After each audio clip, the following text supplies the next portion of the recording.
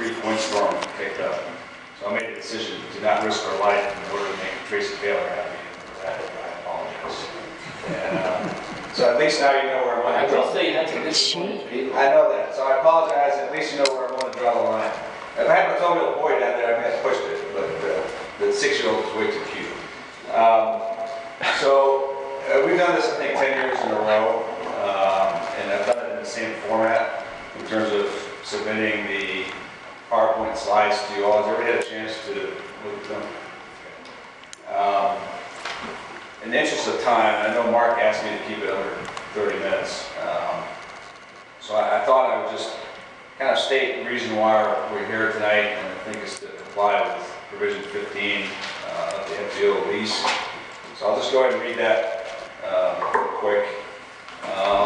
It says the following: the lessee specifically agrees that 60 days after the end of each year to make an appointment and meet with the City Council of Heber City to review the administration of the airport pursuant to this lease.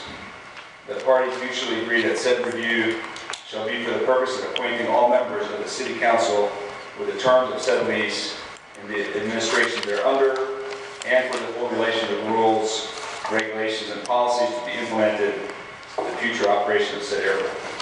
So I thought, in the interest of time, instead of just reading off the slides to you as I've done in the past, I'm sure you've all had a chance to look at them, I thought in line with that, which is the reason we're here, we're just open to the Q&A and the discussion. So if you have any observations or questions based on the information I have submitted, or if you think there are any issues related to the airport that may come up in the next year, maybe we can take this opportunity just to have a dialogue and talk about it. It's a great invitation, Council. Free shot at him. 6 of you wanted me, the odds are in your favor, so hit me.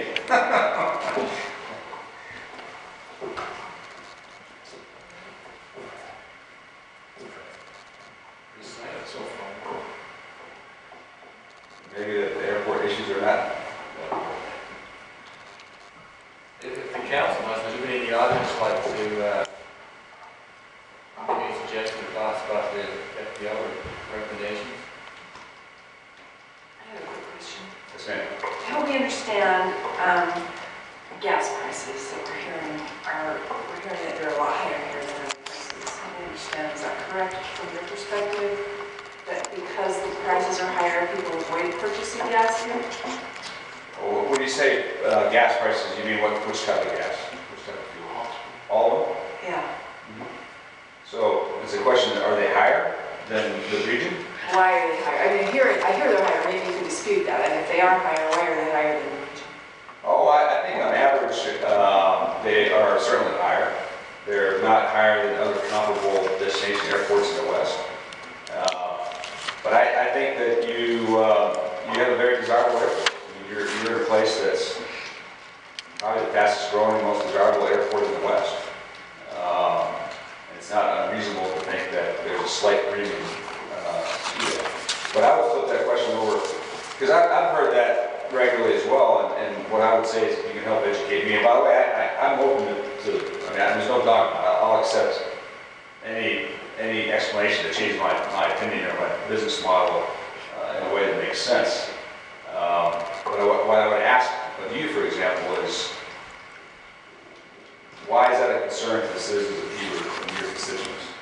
Well, we do get a small fuel floorage fee, and then people say that because it's higher, they avoid coming here or purchasing gas here.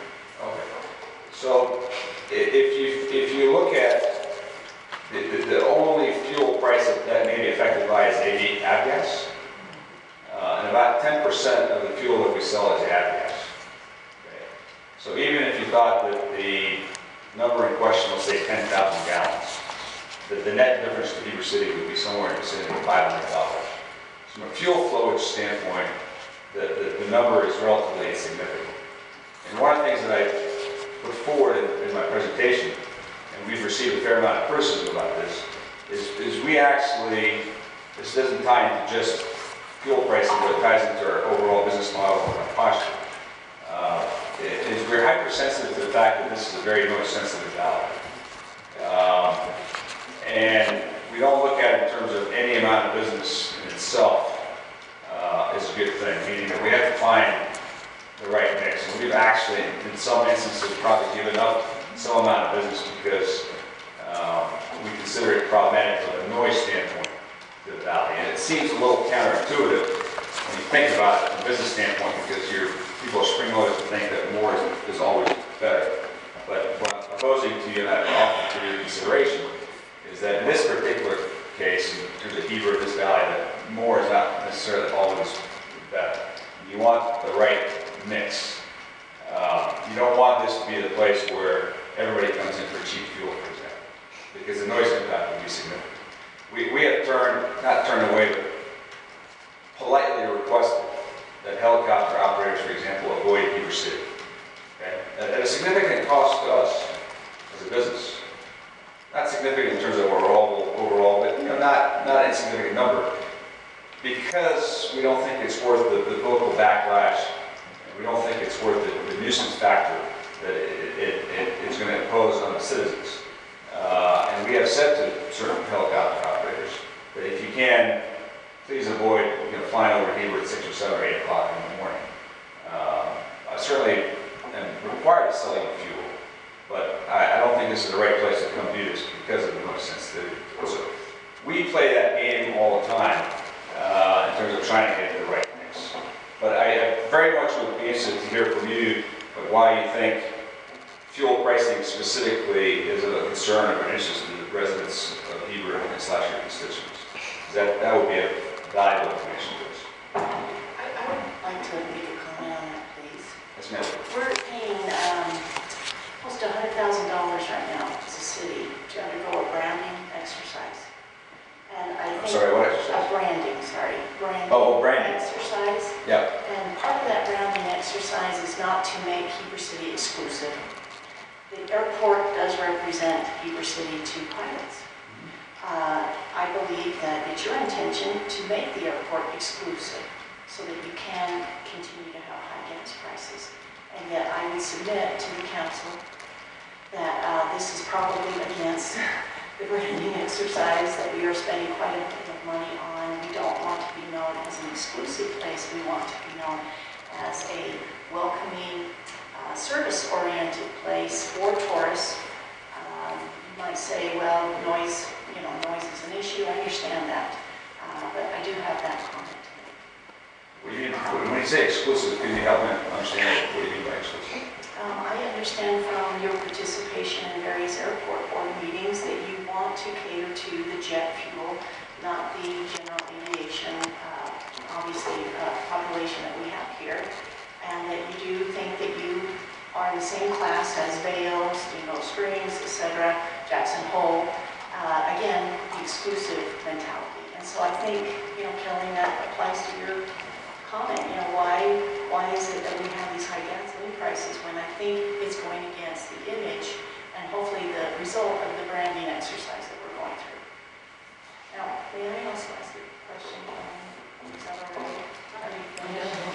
Okay, I'm looking at the original lease that you signed back on page 8. Item 21, it says that you are supposed to submit a yearly gross income report from all sources together with a statement of expenses, and it is to be submitted to the city 30 days after the end of each calendar year. That's page 8, item 21. I've never seen a gross income statement. I understand you give a yearly report, but I've never seen that, and I'm wondering when's the last time you did it? It's never been done in 20 years of the lease existence. Well, it's in the lease. I understand that. But this is actually being negotiated next week for the city attorney. Why would it be negotiated when it's here, very plainly written? Why is it you never asked that of him to fulfill this part of the lease, Mark? Just have a request. I think the city council reviewed your financial statement several years ago. This is supposed to be a yearly report. If we got it, Mark, I'd like to see it. It was, if I remember correctly, the council reviewed it and they returned it. I've not seen it. Well, this is going right back to our previous year argument about are we going to enforce our own ordinances or our own agreements, right? And this is something that we need to know. We need to understand your business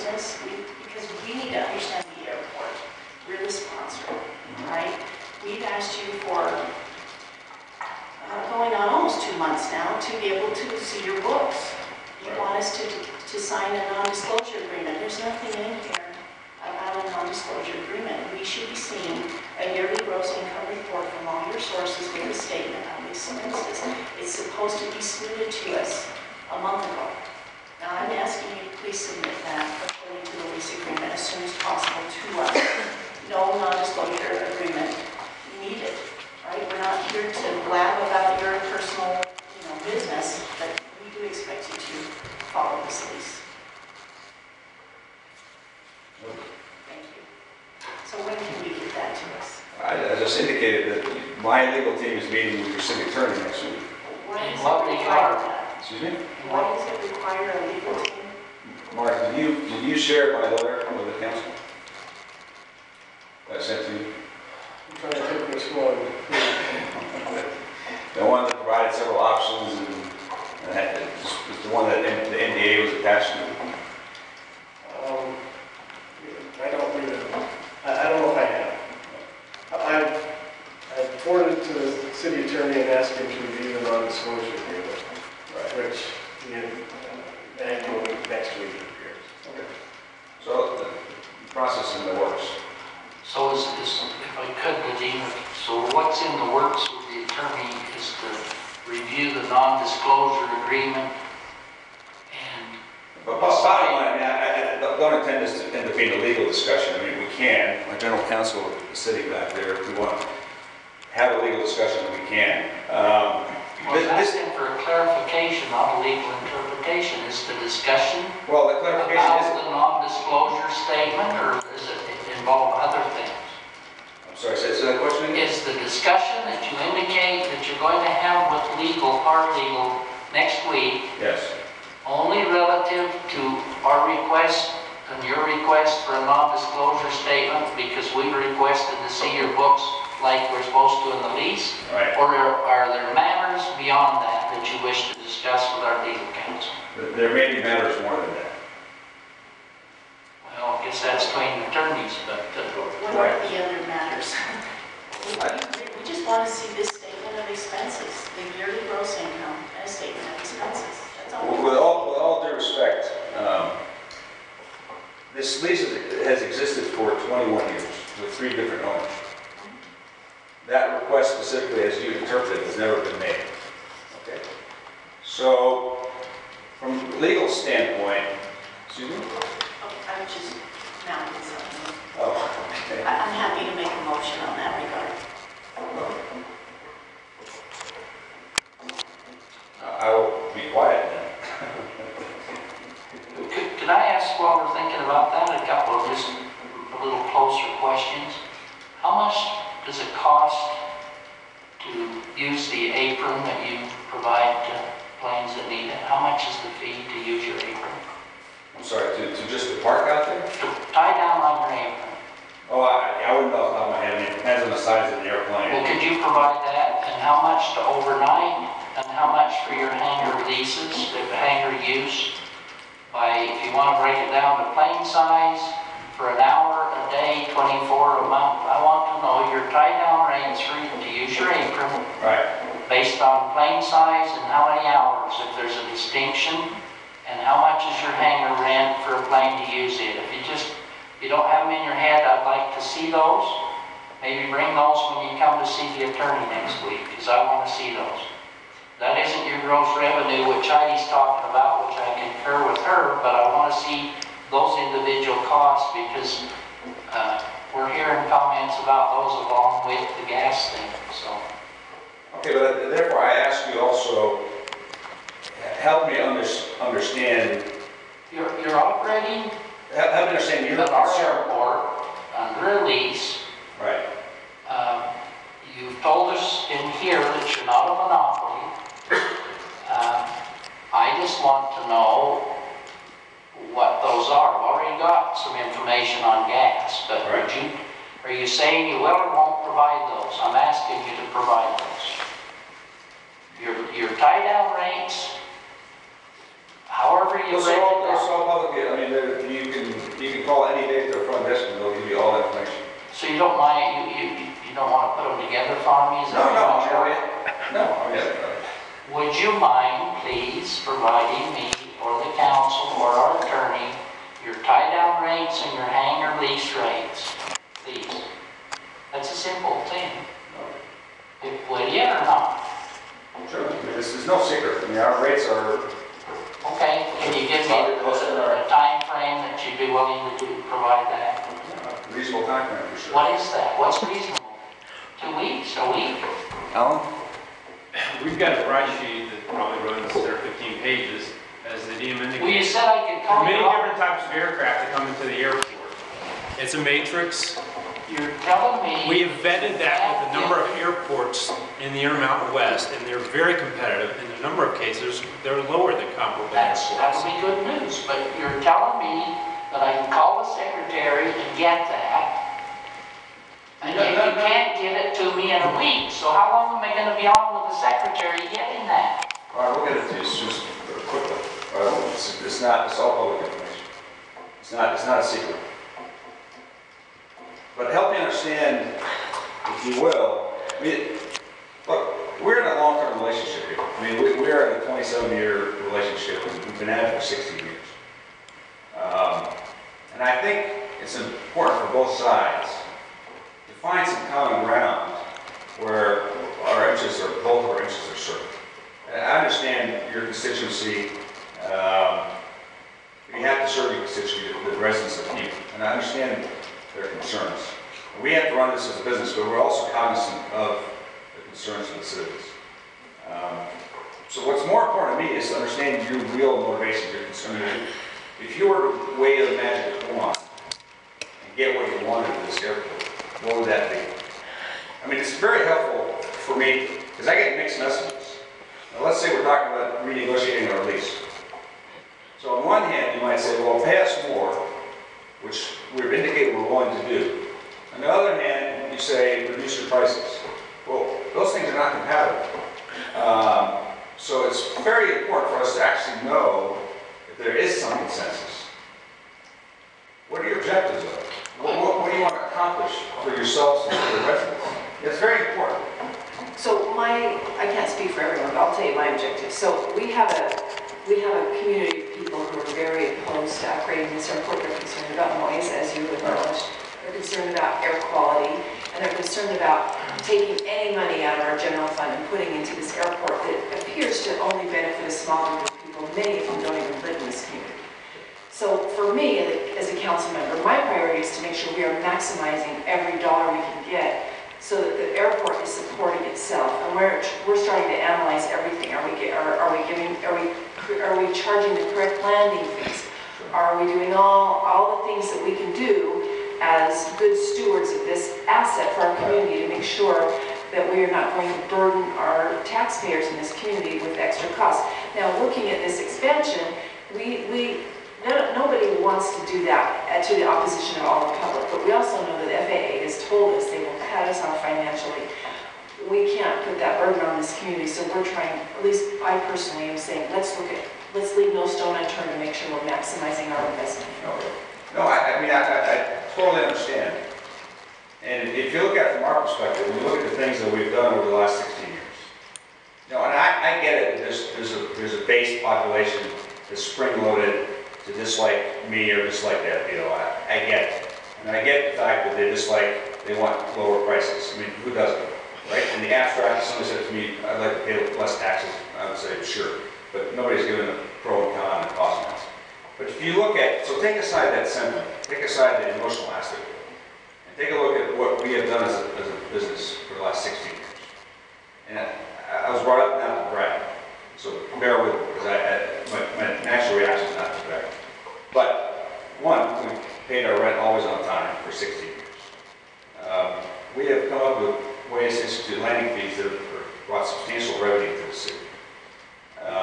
We have indicated a willingness to negotiate with the city for redoing our FBO lease. I mean, we just did a deal a year ago where the city collected $200,000 to improve part of the ramp. We have willingly adopted noise abatement procedures. We have turned away. We collected $200,000. You mean you loaned us the $200,000? Not loaned it, we paid it. Oh, I thought it was Supposedly the FAA will pay us back. Oh, that's right. Well, I mean, you are going to get paid back. mean, and we paid early. So, I mean, we made a deal where we actually, gave a substantial amount of money to the city. We didn't do it for nothing, and we got a return on it. We have instituted programs to limit the noise effect. I mean, I'm cognizant of that. And I'm cognizant of the fact that it's important to minimize the noise impact. So we used to have a very large flight school, running 15 airplanes day in and day out. We don't do that anymore. The noise complaints were not worth the return that we got out of the flight school. Okay? What I'm saying to you is the things that we have done, if you look at them objectively, take aside the emotion and some of the complaining, are completely in line with what you just stated. I mean, we want nothing more than the city to make more money on the airport. We're willing to pay more if we are in alignment in terms of how we're going to maintain this asset. We will turn away business sometimes, legally, the way we can, that it has a huge noise footprint on this valley because we do want to be good neighbors. And for the world, what would be an example of something that would cause the noise that you would turn away? Like, for example, okay, the helicopter operators. Helicopters, but not like a sea-level plane that's causing us to have all these things that they want us to expend. That would be not in that category, right? No, I mean, when I look at it objectively, because we track noise, I mean, I know where most noise complaints come from. But almost exclusively are small airplanes and helicopters. So we would meet with a helicopter operator and say, look, if you really can, I mean, we can't force them because we'd be bound by certain criteria, but we say, look, guys, this is really not the right place to come fly at 6 o'clock in the morning, okay? I mean, I can sell them some gas and make some money, but it's not worth it. Same thing with the flight school, and I showed you some slides where we basically got out of that, not totally, but to a large extent, because it's not the right place to run 15 airplanes day in and day out. Let's say in the off season, let's say I was to market myself as a cheap fuel stop.